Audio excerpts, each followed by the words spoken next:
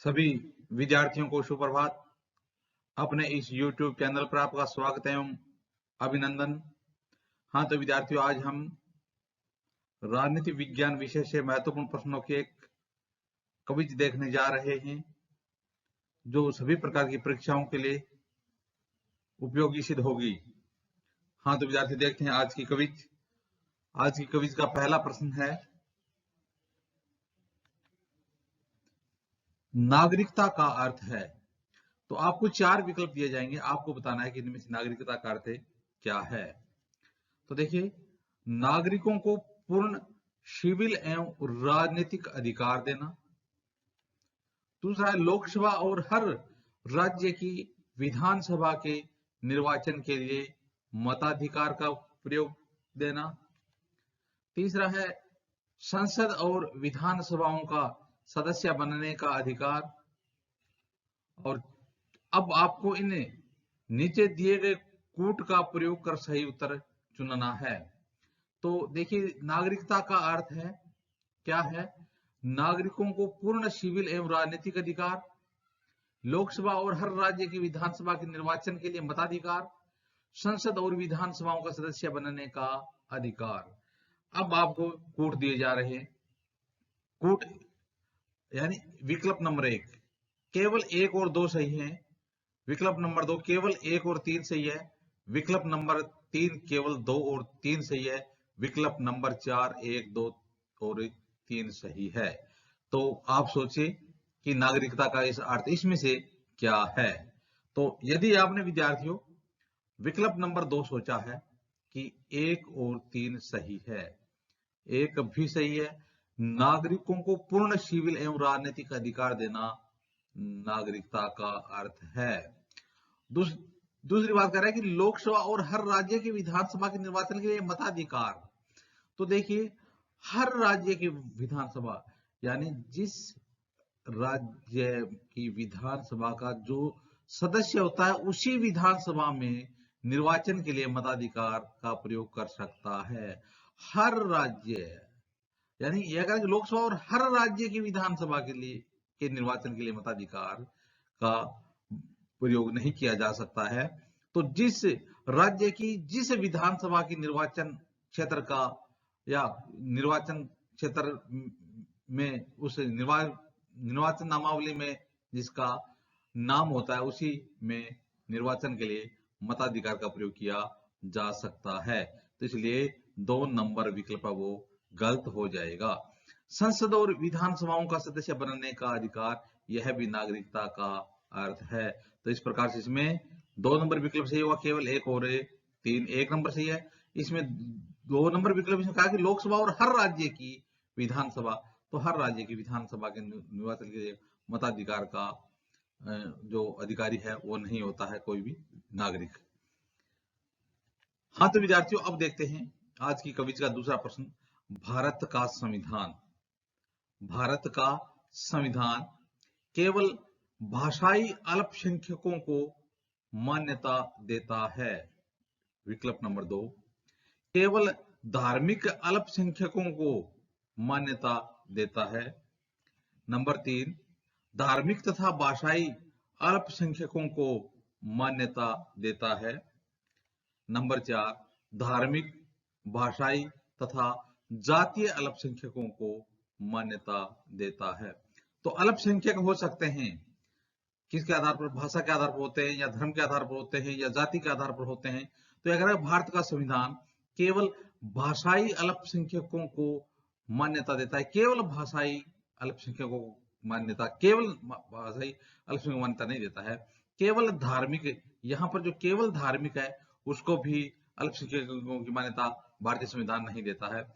तीसरा है धार्मिक और भाषाई अल्पसंख्यकों को मान्यता देता है। तो यानी जो भाषा के आधार पर और धर्म के आधार पर जो अल्पसंख्यक है, उन्हीं को अल्पसंख्यकों की मान्यता दी जाती है। भाषाई, धर्म, धार्मिक, भाषाई और तथा जातीय या जातीय भी अल्पसंख्यकों को मान्यता का आधार नहीं है। तो इसमें विकल्प नंबर 3 से हो जाएगा, धार्मिक तथा भाषाई अल्पसंख्यकों को मान्यता देता है।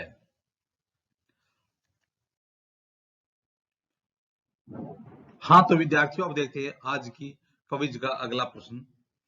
अगला प्रश्न है, निम्नलिखित कथनों में कौन से कथन भारत के संविधान में नागरिकता के उपबंधों के बारे में सही हैं? तो आपको बताना है कि इनमें से कौन से कथन हैं जो भारत के संविधान में नागरिकता के उपबंधों के बारे में सही हैं। तो पहला कथन, यदि किसी व्यक्ति ने किसी विदेशी राज्य की नागरिकता स्वेच्छा से अर्जित कर ली है तो वह अनुच्छेद 5, 6 अथवा 8 के आधार पर भारत का नागरिक नहीं समझा जाएगा। कथन 2, संसद को शक्ति प्राप्त है कि नागरिकता के अर्जन और समाप्ति के तथा नागरिकता से संबंधित अन्य विषयों के संबंध में उपबंध करे। अब देखिए, नीचे दिए गए कूट का प्रयोग कर सही उत्तर चुनना है। तो विकल्प ए केवल 1 सही है, विकल्प नंबर 2 केवल 2 सही है, विकल्प नंबर 3 1 और 2 दोनों सही है, विकल्प नंबर 4 न तो 1 और न ही 2 सही है। तो न तो 1 और न ही 2 सही है। तो अब आपको देखना है कि इसमें क्या है। तो देखिए, निम्नलिखित कथनों में से कौन से कथन भारत के संविधान में नागरिकता के उपबंधों के बारे में सही हैं? तो देखिए, इसके बारे में यदि आपने विकल्प नंबर 3 सोचा है, 1 और 2 दोनों सही हैं, तो बिल्कुल आपका जो सोचना है वो बिल्कुल सही है और आपका उत्तर सही है कि यदि किसी व्यक्ति ने किसी विदेशी राज्य की नागरिकता स्वेच्छा से अर्जित कर ली है तो वह अनुच्छेद 5, 6 अथवा 8 के आधार पर भारत का नागरिक नहीं समझा जाएगा, सही है। संसद को शक्ति प्राप्त है कि नागरिकता के अर्जन और समाप्ति के तथा नागरिकता से संबंधित अन्य विषयों के विरुद्ध में उपबंध करे, यह भी कथन सही है, इसलिए इसमें 1 और 2 दोनों सही हो जाएंगे। हाँ, तो विद्यार्थियों, अब देखते हैं आज की प्रश्नोत्तरी का अगला प्रश्न। आज की प्रश्नोत्तरी का अगला प्रश्न है, भारतीय संविधान की प्रस्तावना में लोकतंत्रात्मक गणराज्य से पूर्व किन शब्दों का प्रयोग किया गया है? देखिए, भारतीय संविधान की प्रस्तावना में लोकतंत्रात्मक गणराज्य से पूर्व किन किन शब्दों का प्रयोग किया गया है, वो शब्द कौन कौन से हैं जिनका प्रयोग किया गया है? तो देखते हैं। एक है समाजवादी, दूसरा विकल्प है संपूर्ण प्रभुत्व संपन्न, तीसरा विकल्प पंथनिरपेक्ष और चौथा उपयुक्त सभी। तो देखिए, भारतीय संविधान की प्रस्तावना में लोकतंत्रात्मक गणराज्य से पूर्व किन शब्दों का प्रयोग किया गया है? तो जिस प्रकार से भारतीय संविधान की प्रस्तावना में क्या है कि हम भारत के लोग भारत को एक संपूर्ण प्रभुत्व संपन्न समाजवादी पंथ निरपेक्ष लोकतांत्रिक गणराज्य बनाने के लिए, तो इसमें समाजवादी भी आ गया, संपूर्ण प्रभुत्व संपन्न भी आ गया, पंथ निरपेक्ष भी आ गया, तो इसका उत्तर हो जाएगा उपयुक्त सभी। हाँ, तो विद्यार्थियों, अब देखते हैं अगला प्रश्न। भारतीय संविधान की उद्देशिका के संदर्भ में निम्नलिखित कथनों पर विचार कीजिए। किस पर है? भारतीय संविधान की उद्देशिका के संदर्भ में, उद्देशिका प्रस्तावना के संदर्भ में कथनों पर विचार करना है। तो देखिए, 1 नंबर कथन है, उद्देशिका को संविधान की कुंजी कहा जाता है। विकल्प नंबर 2, उद्देशिका के अनुसार संविधान में निहित समस्त शक्ति का स्रोत भारत के लोगों के द्वारा निर्वाचित प्रतिनिधि हैं और वे सर्वोच्च संप्रभुता धारण करते हैं। नंबर 3, बेरूबारी यूनियनवाद 1960 में उच्चतम न्यायालय ने उद्देशिका को संविधान का अंग मानने से इनकार कर दिया, इसलिए संसद इसमें संशोधन नहीं कर सकती है। विकल्प नंबर 4,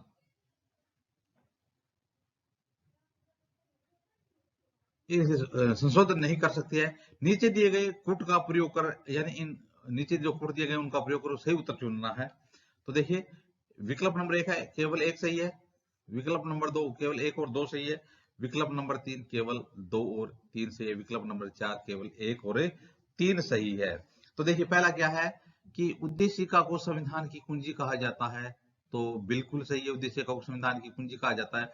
उद्देशिका के अनुसार संविधान में निहित समझ शक्ति का स्रोत भारत के लोगों के द्वारा निर्वाचित प्रतिनिधि हैं और वे सर्वसंपूर्ण दान करते हैं। तो भारत के लोगों के द्वारा निर्वाचित प्रतिनिधि नहीं है, संपूर्ण जनता है, संपूर्ण लोग हैं, वो ही यानी भारत के लोगों के द्वारा निर्वाचित प्रतिनिधि न होकर के, और समझ शक्ति का स्रोत भारत की जनता है, इसलिए यह कथन है गलत हो जाएगा। बेरोबारी यूनियनवाद 1960 में उच्चतम न्यायालय ने उद्देशिका को संविधान का अंग मानने से इनकार कर दिया। बिल्कुल, बेरोबारी मामले में जो 1960 में उच्चतम न्यायालय ने उद्देशिका को संविधान का अंग मानने से इनकार कर दिया था, इसलिए कहा था कि संसद इसमें संशोधन नहीं कर सकती। यह भी बात सही है। लेकिन अब देखें इनमें से कौन सा कोड का प्रयोग करके हम देखेंगे सही उत्तर कौन सा है। तो एक तो सही है, अच्छा यह कह रहा है कि केवल 1 और 2, तो दूसरा तो गलत हो गया। यह कह रहा है केवल 2 और 3, गलत हो गया। दो केवल 1 और 3, तो इसका उत्तर हो जाएगा 4 नंबर विकल्प, केवल 1 और 3 सही हो जाएगा। तो इस प्रकार से देखिए, जो बेरोबारी यूनियनवाद 1960 था, उसमें तो उच्चतम न्यायालय ने कहा कि उद्देश्य का को संविधान का अंग मानने से उन्होंने इनकार करते हुए कहा था कि संसद इसमें किसी प्रकार का संशोधन नहीं कर सकती है। लेकिन जो केशवानंद भारती बनाम केरला जो विवाद था 1973, तो उस प्रकरण में उच्चतम न्यायालय ने अपने पूर्व के निर्णय को पलट दिया था और उद्देशिका को संविधान का अंग माना। अतः उद्देशिका में संशोधन हो सकता है, किंतु उनके मूल ढांचे में कोई परिवर्तन नहीं किया जा सकता है।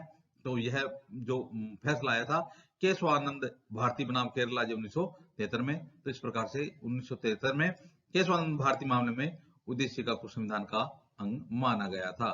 तो इस प्रकार से विद्यार्थियों, आज हमने हमारी जो क्विज थी उसके प्रश्नोत्तर देखे। आगे आने वाले वीडियो में भी इसी प्रकार से प्रश्नोत्तर देखते रहेंगे। आप भी अपने इस YouTube चैनल के साथ बने रहिए। वीडियो देखने के लिए धन्यवाद।